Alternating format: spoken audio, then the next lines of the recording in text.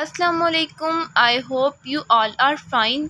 तो आज की अपनी इस वीडियो में हम लोग विटामिन डी को स्टडी करेंगे। बायोकेमिस्ट्री के जितने भी स्टूडेंट्स हैं ये वीडियो उनके लिए है। तो चले बिना टाइम वेस्ट किए हम अपनी वीडियो को स्टार्ट करते हैं। बेसिकली हमारे पास क्या है, विटामिन डी। विटामिन डी हमारी बॉडी में कहाँ से बनता है, कहाँ से डिस्ट्रीब्यूट होता है, इसकी एक्टिव फॉर्म क्या है और ये प्रीडोमिनेंट फॉर्म में कहाँ होता है, इसके फंक्शन कहाँ है, इसकी डेफिशिएंसी इसके फंक्शन किस किस चीज़ में है और इसकी डेफिशिएंसी कब हो जाती है। तो इसकी डेली रिक्वायरमेंट की सारी बातें आज की हम अपनी इस वीडियो में डिस्कस करेंगे। तो चले लेट्स स्टार्ट। नंबर 1, जो विटामिन डी है इसको हम सनशाइन विटामिन भी बोलते हैं। Vitamin D is also called sunshine vitamin because ये हमें एक्सपोजर टू सनलाइट से मिलता है। Number 2, vitamin D R group of sterols that have hormone like function. Group of sterols मतलब ग्रुप ऑफ अल्कोहल्स, इनका हार्मोन लाइक फंक्शन है। जैसे हमारी बॉडी में हार्मोन्स फंक्शन करते हैं, विटामिन डी भी बिल्कुल उसी तरह वर्क करता है। नेक्स्ट, जो विटामिन डी की एक्टिव फॉर्म है, the active form of vitamin D is 1,5 dihydroxy कोलीकैल्सिफेरॉल।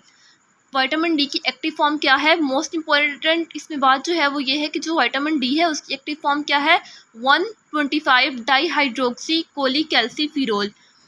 One का मतलब क्या है कि पोजीशन नंबर 1 और पोजीशन नंबर 25 पर क्या लगे हुए हैं, डाईहाइड्रोक्सी, 2 OH ग्रुप लगे हुए हैं। कोलीकैल्सिफेरॉल का मतलब है विटामिन D3, इसको हम आगे चलकर अपनी वीडियो में डिस्कस करेंगे। तो जो 125 डाईहाइड्रोक्सी कोलीकैल्सिफेरॉल है ये इंटरैक्ट करता है इंट्रासेलुलर प्रोटीन रिसेप्टर, हमारे सेल के अंदर प्रोटीन रिसेप्टर से इंटरैक्ट करता है। मतलब ये हमारे सेल के अंदर प्रोटीन से इंटरैक्ट करता है और स्टिमुलेट करवाता है gene expression which is translation, मतलब प्रोटीन को सिंथेसाइज करवाता है। Main function of vitamin D is to regulate plasma levels of calcium and phosphorus. Vitamin D का जो मेन फंक्शन है वो यही है कि ये हमारी बॉडी के अंदर कैल्शियम और फॉस्फोरस के प्लाज्मा लेवल्स को मेंटेन रखता है। तो इसकी डिस्ट्रीब्यूशन को मैंने 2 पार्ट्स में डिवाइड कर लिया है। Number 1, 7D हाइड्रोकोलेस्टेरॉल।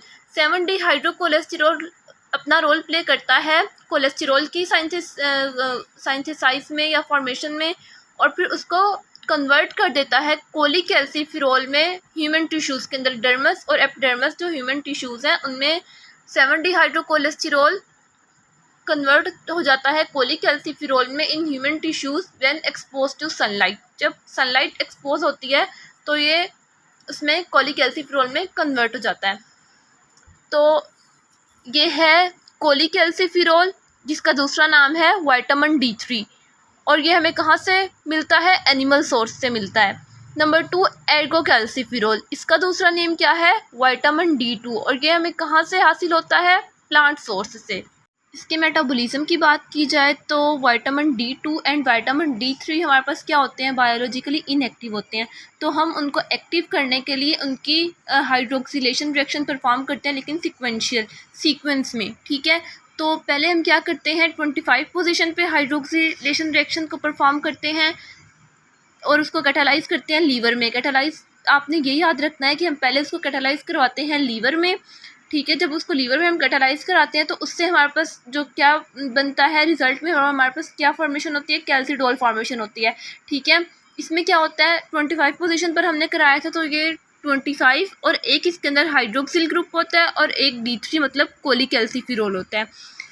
नेक्स्ट, जब हम इसका दूसरा रिएक्शन हाइड्रोक्सिलेशन रिएक्शन कराते हैं तो हम वो पोजीशन नंबर 1 पे कराते हैं, और वो हम किस में कैटालाइज करवाते हैं, किडनी के अंदर कैटालाइज कराते हैं।